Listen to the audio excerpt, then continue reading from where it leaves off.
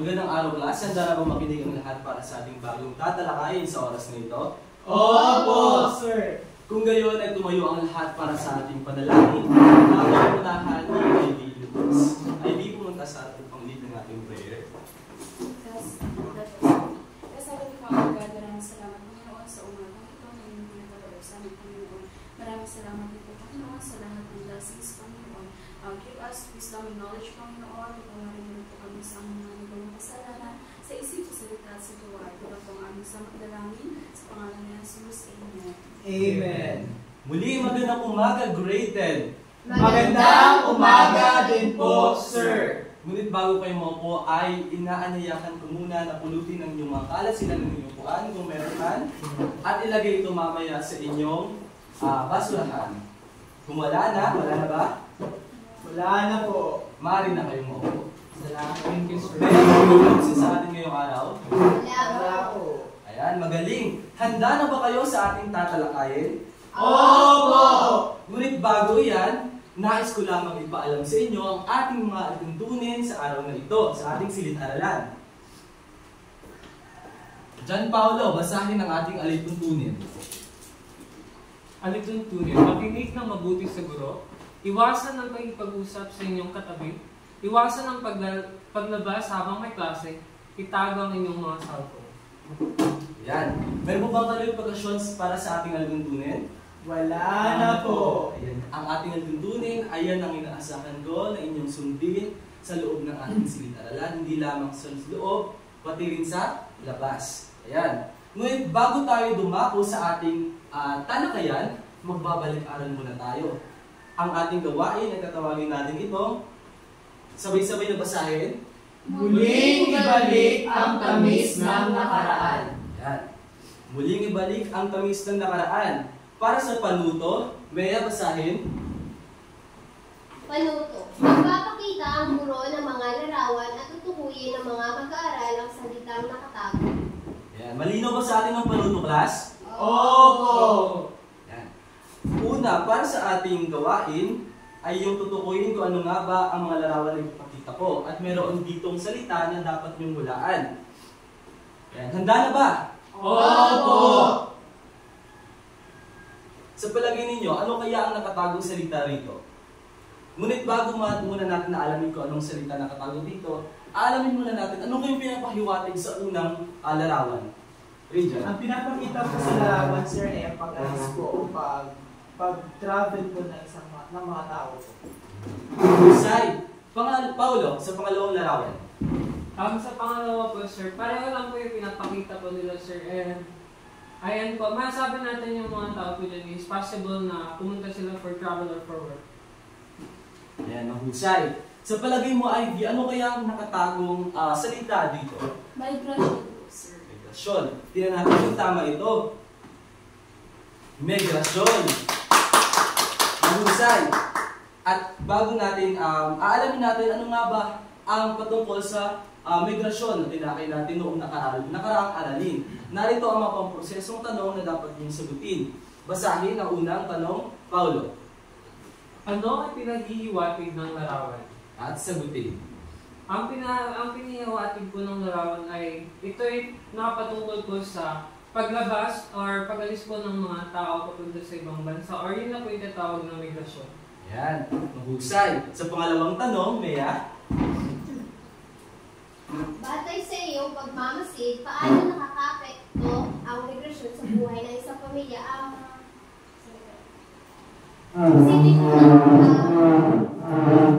Nakaka-apekto po ang migrasyon sa buhay ng isang pamilya sa pamamagitan po ng, for example po, kailangan pumunta ng isang nanay or tatay doon sa ibang bansa. So, possible po na maghihiwalay po yung pamilya nila at magkakaroon po ng long distance between their family sa kanilang sarili. So, yung doon po sa pamamagitan po ng migration is mahihiwalay po sila sa pamilya na mayroon po sila. Salamat, Mea, sa iyong malinaw na kasagutan. Ivy, sagutin naman ang pangatlong tanong. Paano makakatulong ang migrasyon sa ekonomiya ng bansa. Halimbawa na lang po yung mga OFW natin, nagpapadala sila ng pera dito sa atin sa Pilipinas. May malaki pong tax yun na posibilidad na makatulong sa ekonomiya natin para umunlad yung ekonomiya natin. Yan, palakpakan ninyo yung mga sarili. Dahil dyan, na mga hulugan lamang na ang inyong o tinalakay natin noong nakaraaralin ay inyong natatandaan. Meron po bang klarifikasyon o katanungan patungkol sa ating nakaraaralin, class? Wala na po. Kung gayon, handa na ang lahat para sa ating pangalawang gawain. Handa na ba? Opo. Ayan, para sa ating pangalawang gawain, tatawagin natin itong sabay-sabay. Para kay Badang o para kay Badong? Kilala ba si Badang at si Badong? Hindi ba po? Ayan, sa ating aktibidad na ito, ating kikilalanin kung sino nga ba si Badang at si Badong. Basahin nga rin dyan ang ating panuto. Gawain 2 panuto. Gamit ang Mentimeter, magpapakita ng mga larawan ng guro na maaaring mabibili sa SM Mall at tutukuyin ng mga mag-aaral kung ano ang partikular na bagay na ito at kung ito ba ay para sa babae o sa lalaki. Sabihin ang badang kung ito ay para sa babae at badong kung ito ay para sa lalaki. Ayan. Hatiin ko man sa dalawang grupo. Mea and Ivy, kayo ang magkagrupo. Paolo at Christian, kayo ang magkagrupo. Nagamit ka lang kayo ng nag-iisang cellphone. Ilabasin niyo mga cellphone. Una. Ayan. Meron na akong sinend sa inyo na link sa GC ninyo. Ang para kay Badang o para kay Badong. Buksan mo na ito.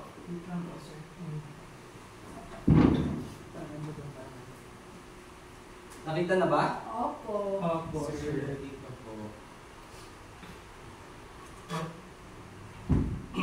Hindi the result o sign up. Sign up.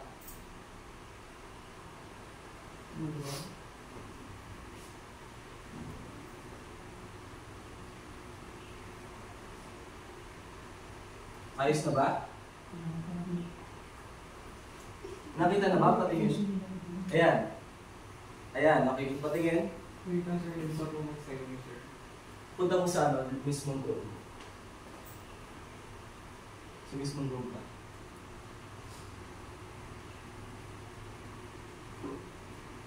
Sige, send ka.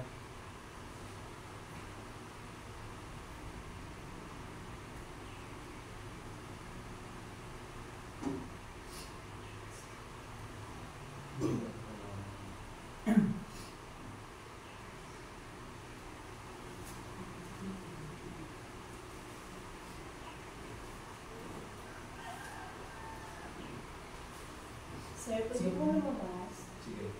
Bilisan na. Opo. Sa mga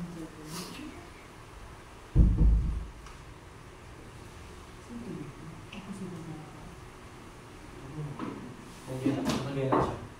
Huwag niyo alis. Ayan. Malinaw ba sa ating paluto? Opo. Ayan. Inyong sasagutin, papakita ko sa inyo ang mga nakaano yan dyan sa inyo, nakalagay dyan. Huwag niyo lang pinutin. Para sa unang larawan, makita ninyo yan. Nakita niyo na ba? Opo. Tutukoy niyo na para ba kay Badong o para kay Badang. Huwag niyo lang sabihin. Submit po, sir. Submit. So, para sa pangalawa.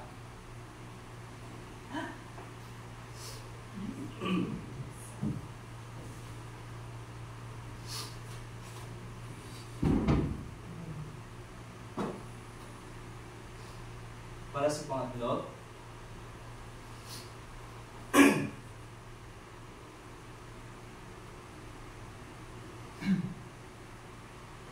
Para sa pang-apat.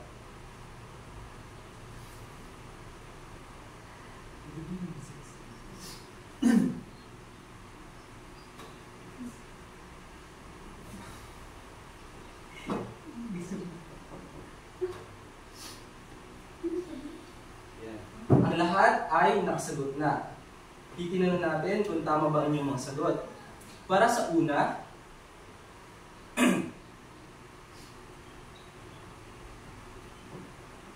Para sa una ay meron akong nakita dito.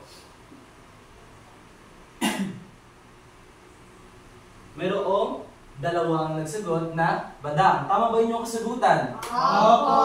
Tama. Para sa pangalawa, ano ang pinapahiwatig ng larawan? Boxer. Ang boxer ay para sa lalaki. Merong sumagot na badang. Sir, nag-ghost touch po kasi yung cellphone, sir. Naglalbukat lang po. Okay. So ang sagutin nyo ay Balong. dahil ang boxer ay para sa Lalaki. para sa pangatlo, si badang dahil ang ano to? Headband ay para sa babae. At ano naman ito? Underwear or panty na ginagamit ng babae. At ang inyong kasagutan ay badang. Ito ay babae. Tama. Para sa last, Lalaki. bakit may sumagot na badang? Sir, pwede naman po. Kasi the message naman yan, sir. Ayan, pero kadalasan, ang gumagamit dito ay Lalaki. mahusay. Palakpakan ninyo ang sarili. Ngunit bago iyan, inyong sasagutin ang ating mga pamprosesong tanong. Paolo, basahin ang unang pamprosesong tanong. Ayon sa mga larawang pinakita, ito ba ay para sa mga kababaihan o para sa mga Ayan, kalaki? magbigay ka ng isang larawan na nagpapakita na para sa lalaki at para sa babae. Bale, ang una pong larawan na pinakita ko is yung para po sa kabayan ay yung lipstick po. At yung isa naman po na para po sa lalaki is yung underwear, ay yung boxer po. Husay, pare ka po. Salamat Paolo sa iyong kasagutan. Mea, para sa pangalawa. Paano nyo nasabi na ang mga larawan na iyon ay para sa mga babae at para sa mga lalaki? Base po sa mga larawan, katulad po ng lipstick, hindi naman po pwede na gumamit yung lalaki ng lipstick. Pwede naman po, pero hindi yung masyadong lipstick na red, or pwede sila gumamit ng lip tint, ganon. Pero hindi, usual talaga na gumagamit ng lipstick is babae. Then sa boxer naman po is para lang po talaga sa lalaki dahil meron po gamit or underwear na para sa babae. Salamat Mea sa inyong kasagutan. Husay. At para sa katanungan, sa pangatlong katanungan, Rejan. Sa inyong palagay, ano kaya ang maging paksa ngayong araw? Ayan, sa palagay nyo, ano kayo maging paksa natin? Ito po ay may kinalaman po sa gender o kasarian po ng tao. Mahusay! Ang ating pag-aaralan ay patungkol sa sabay-sabay na basahin. Konsepto ng gender, sex, at gender rules. Ayan. Ngunit bago iyan, ating munang aalamin ang ating mga layunin sa araw na ito. Basahin, Ivy, ang ating layunin. Mga layunin. Natutukoy ang kahulugan ng kasarian, gender at sex at gender rules. Nabibigyan ng kahalagahan ang mga uri ng gender, sex at gender rules sa iba't ibang bahagi ng daigdig na ipapakita ang pagkakaiba ng kasarian, gender at sex at gender rules sa iba't ibang bahagi ng daigdig.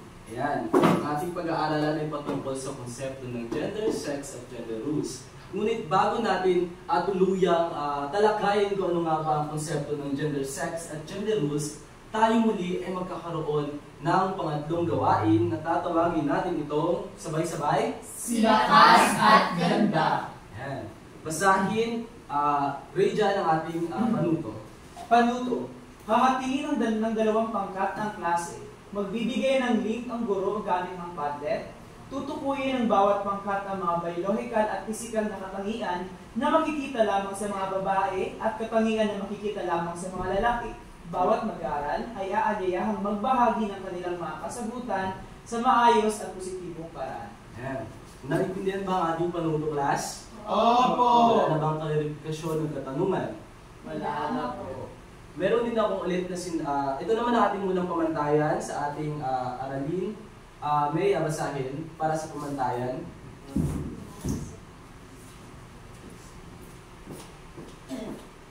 Pamantayan. Pagpakita ng aralin, paksa o gawain, maliwanag at kumpleto ang impormasyong ipinakita o sinabi. Maliwanag, subalit may kulang na detalye, impormasyon, ipinakita o sinabi. Hindi gaano maliwanag at kulang sa detalye ng impormasyong ipinakita o sinabi. Hindi maliwanag ang detalye at kulang sa impormasyong ipinakita o sinabi. So, presentasyon ng pag-uulat. So, may tamang sunod ng mga idea na ipakita ng maayos ang ginawa, natapos ang gawain sa oras na ibinigay. Pagkalikhain, nakiisa ang lahat sa gawain. So, may 20 na puntos. Lahat ng pamantayan ay matatagpuan sa presentasyon.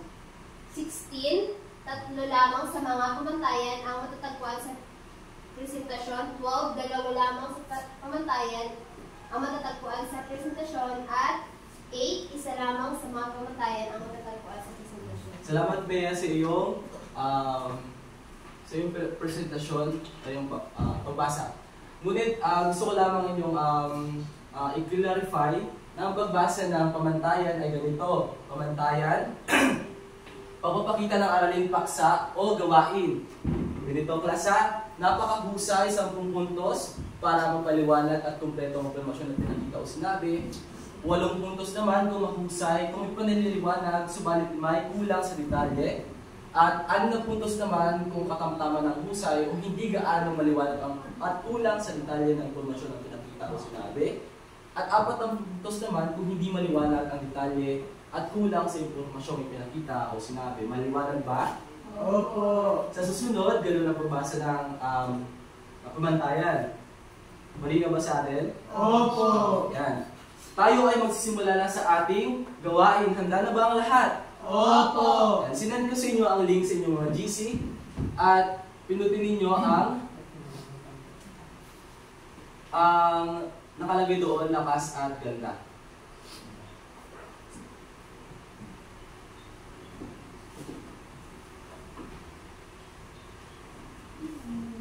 Ayan.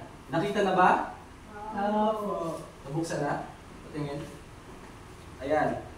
Ang grupo ni Ivy at Mea ay ang Team Ganda. At ang grupo naman ni Paolo at ni Rejan ay Team Lakas. Kung anong nakasulat dito sa gilid, dito, titingnan ninyo. Kung anong nakasulat dito, mga katangian ng lalaki, ito lamang ang ilalagay ninyo i-admit sa class. Mga katangian na biological o ano nga ulit yun? Physical na katangian ng lalaki. Isulat ninyo. Mag-add kayo ng marami kung ilan ang gusto ninyo. Para naman sa babae, katangian na physical na biological. Add din kayo ng marami. Maliwanag ba? Maliwanag? Kalaki ng tama. Kung gayon, ang inyong gawain ay magsisimula na. Hindi sila. Sir, may clarification. Ano? Hindi ko ba't ang bawat pangkat ay naka-assign lang sa Oo. babae? Kung lalaki So, sa halimbawa na dito kasi lalaki, dito ka lang maglalagay. Hindi ka maglalagay dito sa babae. Ito kasi sa babae naman, sa mga kababaihan, sa Team Ganda, dito lang din kayo. Maglagay kayo kung kailan kayo maabutan ng oras. Ayan, magsimula na. Wala ko muna magsimula. Wala pa akong sinabi. Wait lang.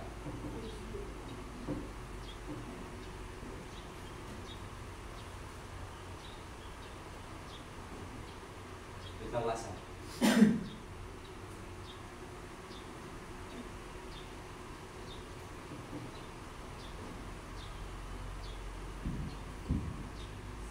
Inyong oras ay magsisimula na.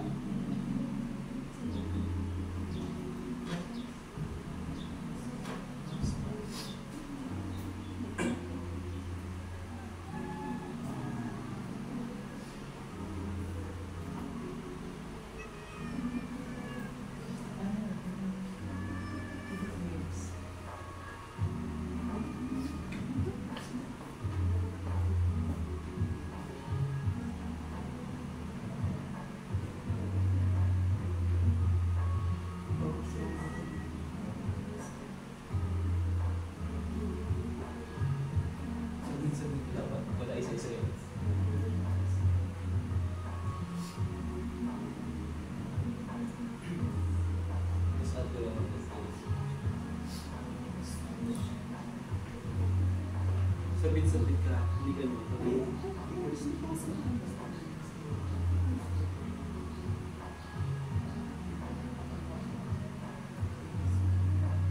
Isa-isa yan siya. Kailangan burahin mo na yun. Balik mo doon. Tanggalin mo yun, dapat isa-isa siya. Kasabit-sabit. Tanggalin mo siya. Hindi Sasabi lang yun sa busin.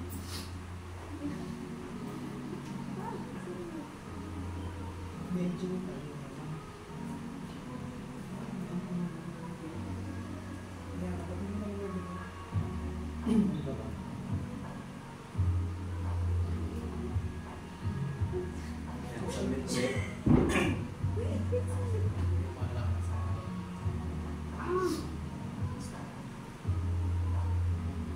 Huwag ko na siya yun.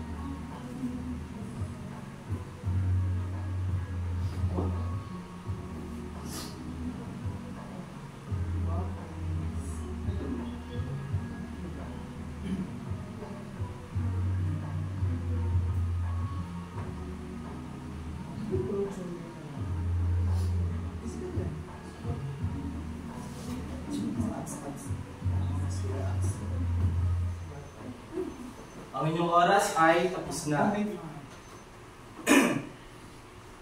Ayan. Ibaba na ang inyong mga cellphones. Ibaba na, class. Ayan. Para sa unang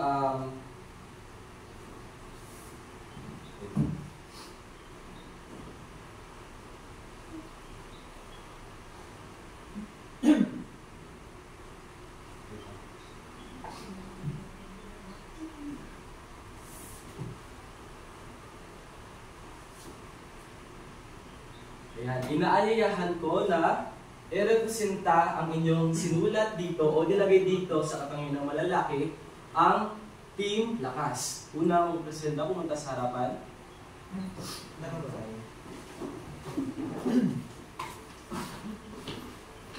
I-slide nyo na sa ito.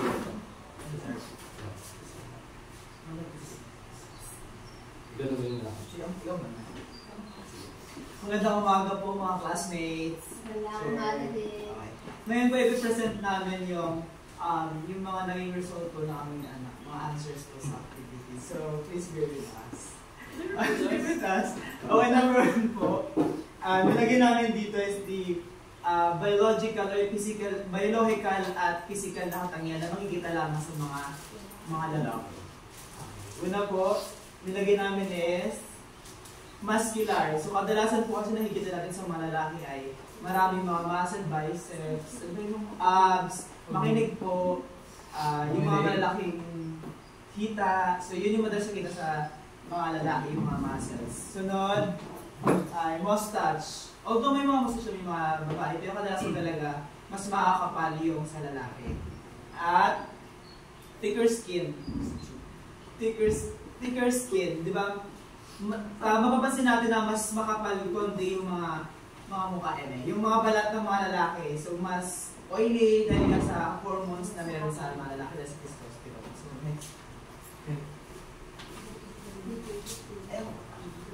next, sperm. So isa sa mga biological na katangian ng lalaki na magkikita lamang para sa lalaki ay ang sperm. So alam naman natin sa science natin na ang sperm ay siya yung parang tadpole na pumapasok sa ano ng babae para makabuo ng embryo or ng baby. Ano pa? Testes. Yung sperm kasi is internal siya na katangiang physical o biological na lalaki. So ang testes naman external siya o may kitalaman siya sa labas. Yun yung parang, tawag dito, yung parang, ano ba yun? Basta yun, physical na ano siya, na ari ng lalaki.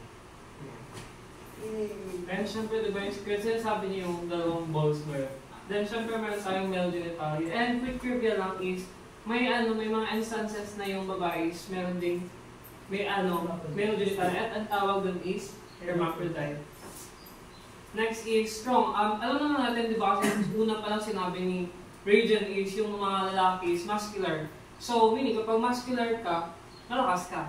And yun yung yung mga natural na katangian ng mga lalaki. Next is Adam's apple. May babae bang may Adam's apple? Di ba wala? So, sa lalaki lang yun. Exclusive. Next is testosterone. Aware ba kayo sa testosterone? And ito yung hormone ng sa lalaki and sa babae naman ay progesterone. Wapo. Ayun lang po. Palakpakan ninyo ang Team Lakas. Bigyan ng lalaki ako, clap ang Team Lakas. Ayan. Kayo lahat. Magsabi to. 1, 2, 3. 1, 2, 3. Lalaki ako. 1, 2, go. 1, 2, 3. 1, 2, 3. Lalaki ako. Ayan. Para sa pangalawang presentasyon naman sa mga babae.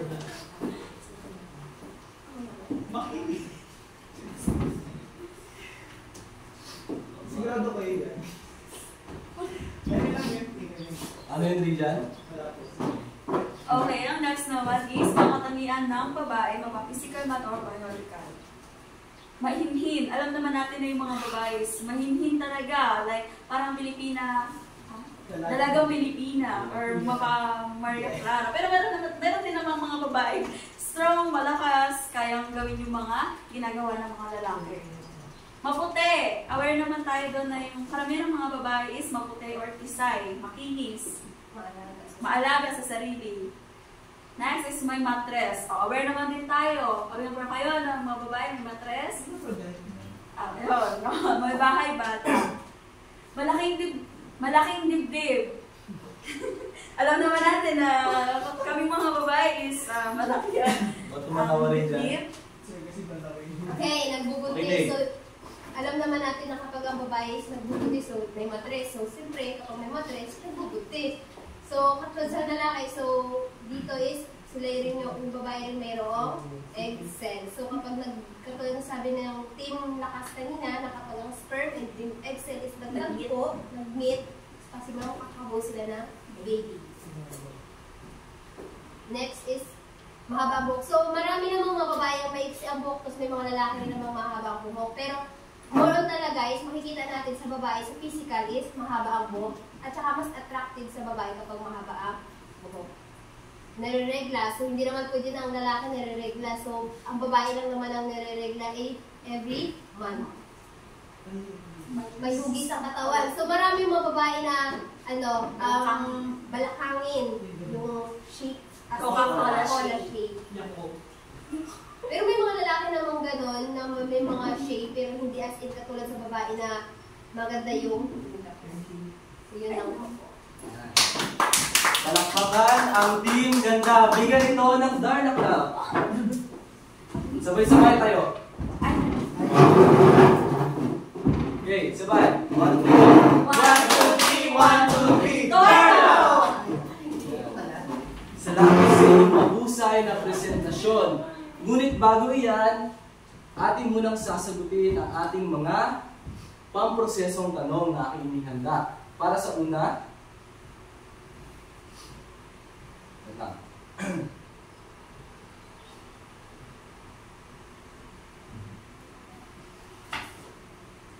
una, Paolo, basahin ang una.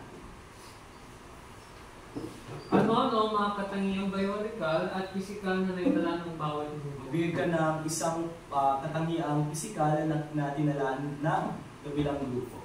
Yung isa po is sa physical yung meron pong matres. Yeah. Para sa Team Ganda, magbigay kayo ng katangian na dinala ulit ng Team Lakas. Nea. Sa kanila po is Physical. physical. Mayroon pong Adam's apple. May Adam's apple. Para sa biological naman na yan. Sa biological naman po is yung sa sperm po. Sperm. At para naman sa biological, ano sa'yo mo kanina, Paolo? May matres. Sa palagay mo, Pero sa biological? physical ko yun, sir. Physical. Ang matres? Sa palagay Ay, mo? biological yun, sir. Okay. Biological. Mabigyan naman ng physical na katangian na makita lang sa babae. Ayun po, sir. Yung physical po na katangian sa babae, sinunobin ko lang talaga is yung sa hubis po ng katawan nila, mabalakang or mas slim sila compare sa lalaki. Salamat sa inyong kasagutan. Para sa pangalawang katanungan, Ivy. Bilang isang lalaki o babae, ano ang iyong gampanin sa loob ng tahanan? So bilang isang babae, usually po na gampanin na ginagawa ko sa loob ng bahay is maghugas ng plato, maglaba at magluto. Ayan, magaling. Para naman sa kalalakihan, Rijan. Nakadepende naman po yan sa isang tahanan o pamilya kung paano nila ibibigay ang gampanin sa loob ng tahanan. Pero madalas po kasi sa kultura o tradisyon ng Pilipinas na pag sinabi natin lalaki, ang rule ng lalaki, gampanin ng lalaki ay tinabrete siyang malakas. So dapat itinapakita ng lalaki ang pagiging malakas niya sa pamamagitan ng pag-igib ng tubig, pagsisibak ng kahoy, pagsasaka, yung mga gawain na madalas ay hindi kayang gawin ng babae, pero madalas na naman. Okay, salamat sa iyo. Kasagutan kayo dyan. At para naman sa pangatlo, basahin. Bea. Sa kasalukuyang panahon, mayroon ba kayong napapansing pagbabago sa kapalit at gawain ng mga kalalakihan at kababaihan sa ating lipunan? Opo, dahil po sa habang patagal po na yung panahon is nagkakaroon po ng mga pagbabago katulad po sa mga construction. So hindi naman po, the porkit na lalaki ka is doon ka lang. So may mga babae naman po na sa panahon ngayon is mga nagpo-construction. Tapos may mga lalaki din naman po na nasa shop or yung mga lalaki po na karamihan po is nasa yung sa ano ba yung ng mga Salamat sa iyong kasagutan, Mea. Nangulugan lamang na mayroon talagang pagbabago sa mga gampanin at gawain ng mga kalalakihan at mga kababaihan sa ating lipunan. Handa na ba makinig para sa ating panibagong paksa sa araw nito, class? Opo! Yan. Ating muna nga alamin sa una ang kahulugan ng sex. Basahin nga, Rizal. Sex. Ayon sa World Health Organization, ang sex ay tumutukoy sa biological, pisyologiko at natural na katangian ng isang tao mula kapanganakan. Ito ay tumutukoy kung babae o lalaki ang isang tao. Ang taglay na katangian ng lalaki at babae makikita sa anumang lahi, kultura, lipunan at panahon. Ibig sabihin lamang, ang sex ay yung katangian mo ng isang tao mula nung pinanganak ka na. Ibig sabihin, tumutukoy ito kung lalaki ka ba o babae. Halimbawa na lamang kapag halimbawa ikaw ay pinanganak na babae na mayroon kang katangian talaga na para sa babae lamang, ikaw ay babae. Kapag ikaw naman ay pinanganak na lalaki na katangian din ay para sa lalaki lang, ikaw ay tinuturing na lalaki. Naintindihan ba ang kahulugan ng sex, class? Opo! Ayan. Atin natin nga alamin kung ano nga ba ang mga biological o physical na katangian. Itinan natin kung tama nga ba ang inyong kasagutan kanina. Ngunit bago natin ibigay kung ano nga ba ang mga biological at physical na katangian ng mga babae at mga lalaki, bibigyan ko muna ng score ang bawat isa. Ang Team Lakas ay nakakuha ng 20 points. At para naman sa Team Ganda, nakakuha sila ng 20 points rin. Alamin na natin ang mga biological at physical na katangian. Para sa babae, una, basahin niya. Basahin lahat. Biological at physical na katangian ng babae. Develop breast, bahay bata o matres, at XX chromosomes, may estrogen at progesterone. Para sa mga lalaki, mayroong Adam's apple, XY chromosomes at testicles, may androgen and testosterone. Ayan. Para sa babae, mayroong developed breast. Sa palagay ninyo, Yun ba ay biological o physical na katingin ng babae o ano? Develop breast. Ito ay physical na katangian. Ayan, para naman sa bahay bata o mattress, yun ay biological. XX chromosomes at may estrogen at progesterone. Ayan. Para naman sa lalaki, meron siyang Adam's apple. Sa palagay ninyo, biological ba yun o physical na katangian? Physical dahil nakikita sa palabas. Ang XY chromosomes naman at testicles ay biological. Ang may androgen naman at testosterone, biological. Para sa kadagdagang alaman, ang androgen at testosterone ay ang hormones ng lalaki. At ang estrogen at progesterone naman ang hormones ng babae. Atin namang aalamin kung ano nga ba ang gender. Basahin nga, Rejan. Gender. Ang gender ay isang social contract at nakabatay sa mga salik panlipunan o social factors. Kabilang sa mga salik na ito ay ang mga panlipunang gampanin at tungkulin, kapasidad at intelektual, emotional at panlipunang katangian at kaayusan na nakaatas sa mga babae at lalaki at iba pang kategoryang itinakda ang kulturang lipunan. Yan. Ibig sabihin daw, social contract siya na nakabatay daw sa mga salik panlipunan o social factor. So, ito ay kabilang po sa mga palipunang gampanin. Kapag halimbawa na ikaw ay gampanin mo bilang isang lalaki, ikaw, halimbawa, katulad sinabi ni Rejan kanina sa katanungan, kapag halimbawa na lalaki ka, ikaw ay, halimbawa sa mag-asawa, ikaw yung kadalasan ng trabaho. Pag sa babae naman, siya yung naiiwan. So, yung tinatawag na gender. Ang ano naman, ito naman yung katangian din na, ibig sabihin, ang lipunan ang siya nagbibigay o nag-aatas sa'yo kung ano nga ba ang iyong gampanin. Sila yung mismo nagkikilala sa'yo. Maliwanag ba ang ating kahulugan ng gender? Opo, sir. Atin na nga alamin kung ano nga ba ang sexual orientation at gender identity. Para sa sexual orientation, basahin na Paulo. Anong ginagawa, Paulo? Ay, ang salitang orientasyong sexual ay tumutukoy kung kanino ka naaakit, kung siya ay lalaki o babae, o pareho o wala. Samantalang, ang gender identity ay nagsasaad ng identifikasyon o pagkakakilanlan, pagpapahayag sa sarili. Ito ay depende sa tao at karanasan niya sa lipunang ginagalawan. Para mas mabuti nating maintindihan kung ano nga ba ang orientasyong sexual o just sexual orientation at gender identity. Ang sexual orientation ay yung kung saan ka na-attract.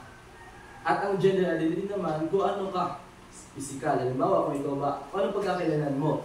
Ibig sabihin, pwede kang, halimbawa, ang gender identity mo ay isa kang gay, isa kang bakla. Pero, ang sexual orientation mo ay nagkakagusto ka lang sa babae. Tama ba yun? Sa palagay ninyo, magiging tama ba yun? Halimbawa, gay ka, pero nagkakagusto ka sa babae. Yun yung sexual orientation mo. Palagay mo, Ivy. Lasa ng sagutan? Para sa akin po is tama naman. Tama, bakit? Since sa physical na po and sa biological ay kahit gay siya, lalaki pa din siya. So, pwede pa rin siya magkagusto sa babae or ma-attract sa babae. Kasi marami naman akong kilala na gay tapos na-attract siya sa babae. Kasi based lang naman sa sa nakikita niya sa babae kaya niya na-attract. Kaya nakakaroon siya ng attraction. Tama. Labas na po. Ikaw, may kasagutan ka? Okay. Yun naman yun po kanina ay, di ba sabi niya, yung sexual, orientasyong sexual niya ay bakla siya. Bakla. Pero, ay nagkakagusto siya. Gender identity. O gender identity ay bakla siya. Pero, nagkakagusto pa rin siya sa lalaki. Yun yung kanyang sexual orientation. Posible siya, sir. Okay, bakit? Kasi, yung gender identity niya is kung paano niya lang ipakita yung sarili niya sa society, kung bakla ba siya, o anong gender na lalaki ba siya, ganyan. Pero parating kasi sa orientasyong sexual, nasa sa kanya pa rin yun kung kanino siya maaakit, kung sa babae pa rin ba o sa lalaki. So may possibility na pwede siya maakit sa babae, sa lalaki, o sa same. Salamat sa kasagutan, Rejan. Tama ang inyong mga sinabi dahil ang gender identity ay hindi lamang, ay kapag halimbawa na bakla ka, hindi ibig sabihin ang sexual orientation mo ay para lang, ang attraction mo ay para lang sa lalaki. Pwede ka rin magka-attract din sa babae. Kapag halimbawa din, ang gender identity mo ay isa kang lesbian, hindi ibig sabihin yun ang sexual orientation mo ay para lamang sa mga babae. Maliwanag ba ang kahulugan ng sexual orientation at gender identity? Yes, sir. Meron tayong uri ng mga sexual orientation. Tatlo ito. Una ay ang heterosexual, homosexual, at bisexual. Paolo, basahin ang heterosexual. Hanggang bisexual. Heterosexual. Tao na nagkakagusto sa taong hindi kayo tulad ng kanyang kasarian. Homosexual, tao na nagkakagusto at naaakit sa taong kayo tulad ng kanyang kasarian. Bisexual, tao na naaakit sa parehong babae at lalaki. Ang ibang tawag sa kanya ay silahis. Salamat. Ibig sabihin daw, ito ang sexual orientation. Meron silang mga kategorya sila sa tatlo. Heterosexual, kapag halimbawa na hindi kayo tulad ng kanyang kasarian. Homosexual naman, kapag naaakit siya sa kanyang kahintulad ng kanyang kasarian. At bisexual naman kapag dalawa. Maliwanag ba? Opo. Uri naman ng gender identity, basahin nga, Ivy. Lesbian, babae na nagkakagusto o naaakit sa kapwa babae. Ang ibang tawag sa kanya ay tibo, tomboy, lesbiana, at iba pa. Gay, lalaki na nagkakagusto o naaakit sa kapwa lalaki. Ang ibang tawag sa kanya ay bakla, Becky, Padeng, Paminta, Serena, at iba pa. Transgender, tao na kinikilala ang kanyang kasarian na maaaring taliwas sa ari nung ipinanganak siya o yung hinata sa kanya ng lipunan. Ang ibang tawag sa kanya ay trans man, trans woman, at iba pa. Salamat, Ivy. Maliwanag ba sa atin ang mga uri ng mga gender identity? Opo. Para sa kadagdagan, yun itong tinatawag na queer. Ito yung mga tao na may sexual orientation o sexual identity na hindi nakapermit o nag-iiba o maaaring limitado lang sa dalawang kasarian lamang. Ang asexual naman, kapag halimbawa na hindi siya walang pakiramdam o anumang atraksyon sa sexual sa anumang kasarian, at intersex naman, kapag halimbawa na ipinanganak siya sa kanya na may reproductive o sexual anatomy na hindi akma sa pagiging lalaki o babae. Ang halimbawa nito, yung pinanganak ng babae, ngunit mayroong siyang male reproductive organ. Ang ibang tawag sa kanya ay hermaphrodite. Maliwanag ba sa atin? Opo. Ayan. Kung maliwanag sa atin ang mga uri ng gender identity, sexual orientation, ang gender at sex, ngayon naman ay magkakaroon tayo ng pang-apat na gawain. Natatawagin natin itong, sabay-sabay, Kilalanin mo ako. Para sa ating panuto, basahin Ivy. Panuto, magpapakita ang guro ng flashcards. Gamit ang Quizlet, tutukuyin ng mga mag-aaral kung anong salita ang pinapahiwatig batay sa mga definisyon ng mga ito. Yan. Basa at aking sinend sa GC naman ninyo, meron akong definition of sexual orientation sa Quizlet. Hindi nyo na pala bubuksan. Dito na kayo mismo magsasagot sa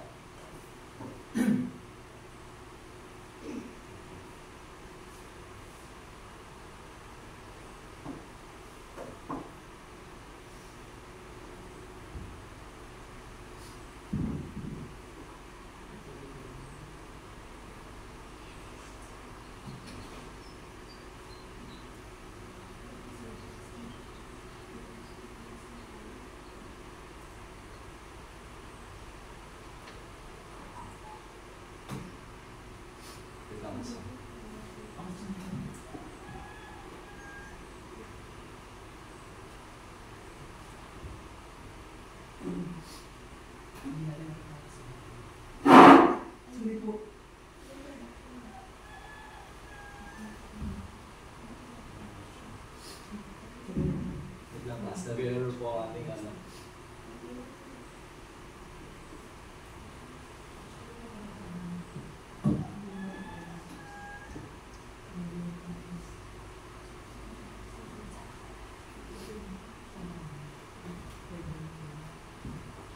Ayan.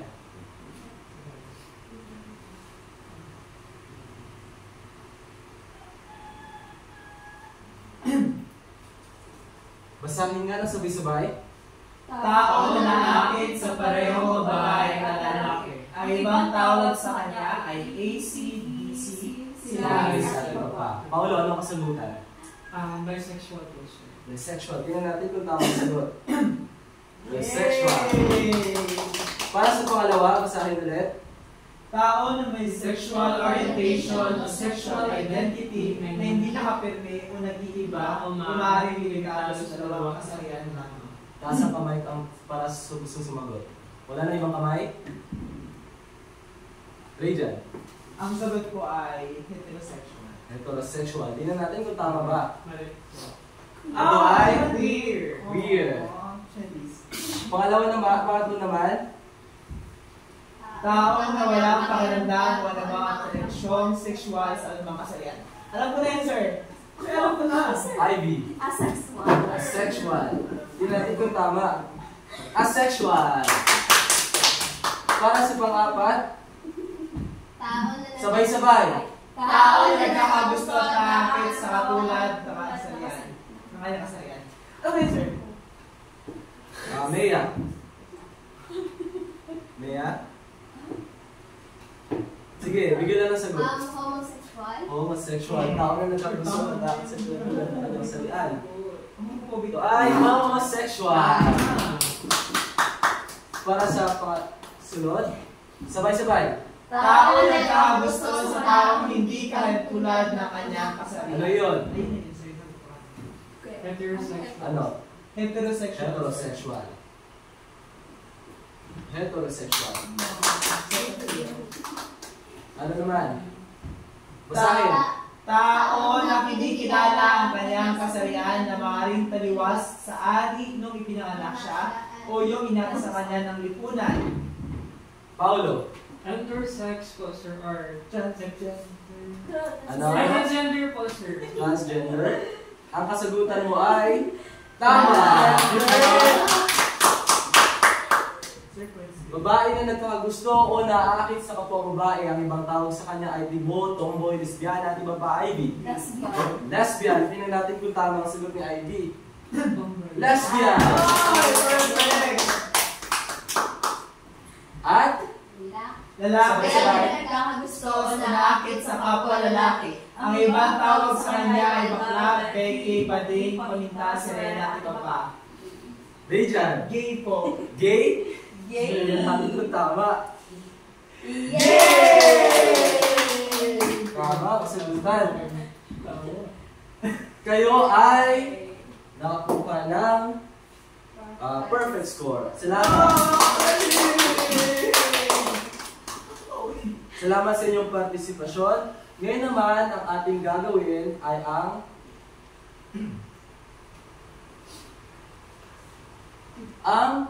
panglimang gawain.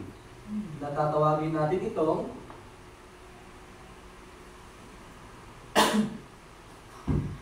basahin nga. Katamihan ko, Ako ito. Ayan.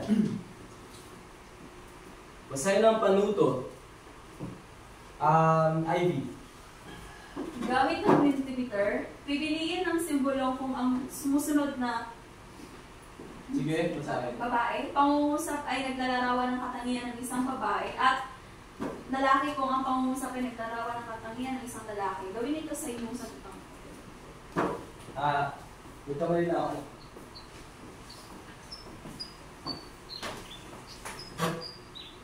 Ayan, para sa ating gawain na ito, meron akong sinend ulit doon sa Mentimeter. Tingnan ninyo. Ang pamagat ay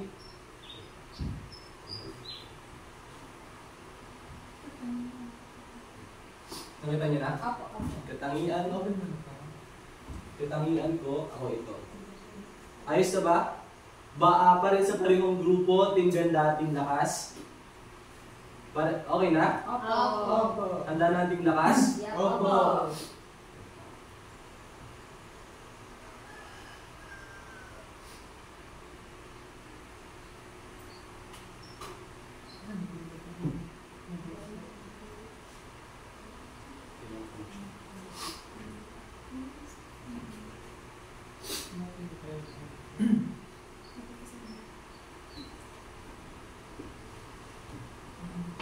Ayan, buksan ninyo ang inyong mga cellphone. Okay na ba? Opo. Para sa una, sagutin na. At isubmit. Dinadatnan ng regla. May sumagot ng babae. Tama ba ito o mali? Tama. Ang iyong kasagutan ay tama. Para mas sa pangalawa, may Adam's apple. May sumagot na, dalawang sumagot ng lalaki. Ito ba ay tamang mali? Tama. Tama ang iyong kasagutan. May XY chromosomes. Babae o sa lalaki?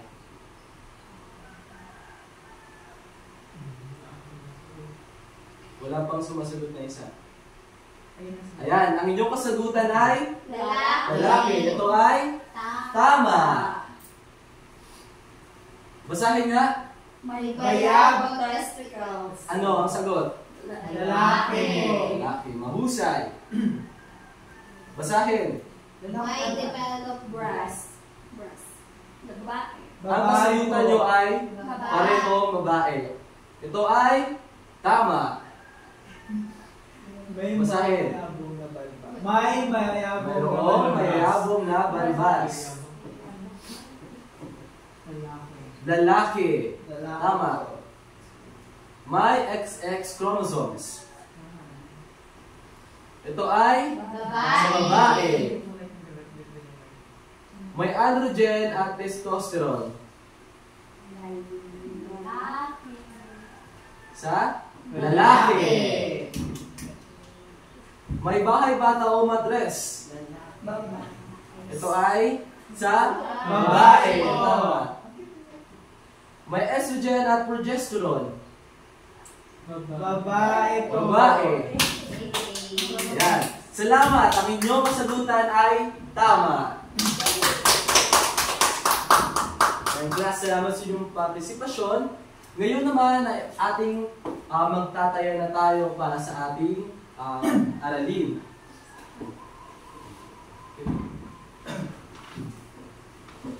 Kaya bibigyan ko kayo ng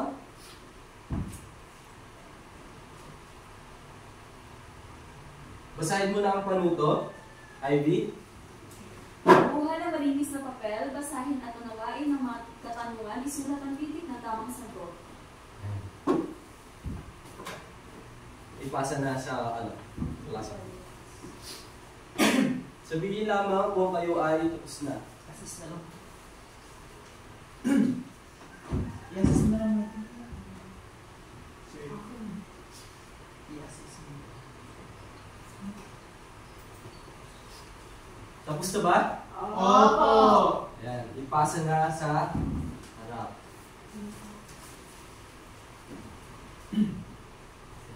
Ay, mag-check muna pala tayo.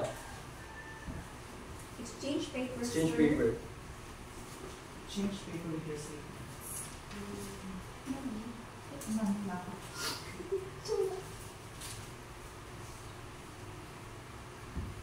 Ayan.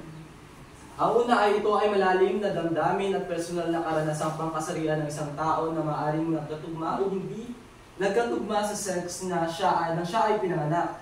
Kabilang personal na pagturing niya sa sariling katawan at iba pang mga ekspresyon ng kasarian kasama na ang pananamit, pagsalita at pagkilos. Ano ang sagot? Sexual orientation, sexual gender crisis, sexual identity, Sexual identity po. Ay, gender.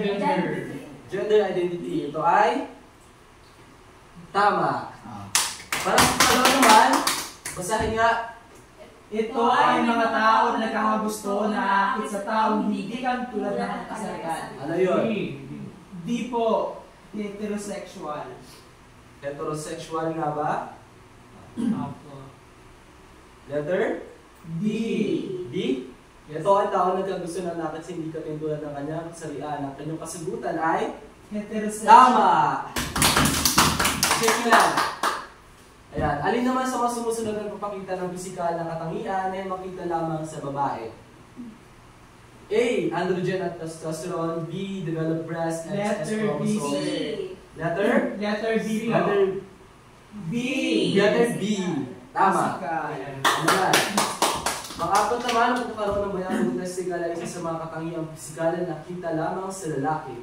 Samantalang halimbawa ng biological na katangian na makita lamang sa lalaki ay ano? Anong letter? XX chromosome. Letter A po. Letter A?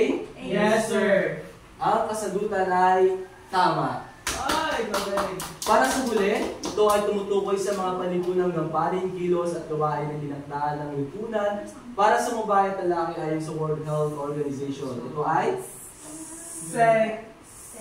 Ito ay? Gender. Gender, Sex sir. gender. Gender, sir. sir. Panipunang opinion. Ito ay, ang Gender. sagutan ninyo ay? Gender. Tama! Gender. Yan. Salamat sa inyong participation, class. Ngayon naman ay atin ang magbibigay na ako ng inyong takdang aralin para sa ating susunod na pagkikita. Ang ating gawain ay maganda natin kasabihan mo at ibida mo. Basahin ang panuto. Gumawa ng Sabay-sabay. Gumawa ng slogan o poster na nagpapakita ng pagkakapantayan ng respeto sa mga LGBTQ. Ayan, maliwanag ba ang ating panuto? Yes. Para sa pamantayan, mayroon ditong pagpapakita ng aralin, paksa o gawain. Mayroong 10 puntos kapag may paliwanag o ito ay kompleto. Mahusay kapag halimbawa na maliwanag, subalit kulang sa detalye ang impormasyon. At pang-anim naman, hindi gaanong maliwanag at kulang sa detalye ang impormasyon na pinakita. At kapag halimbawa ng 4 puntos, kapag hindi maliwanag ang detalye. Ayan. Ibibigay ko sa inyo ang pumantayan sa ating pang-aralin mamaya sa inyong GC. Ayan. Salamat sa inyong participation, class. Tumayo ang lahat.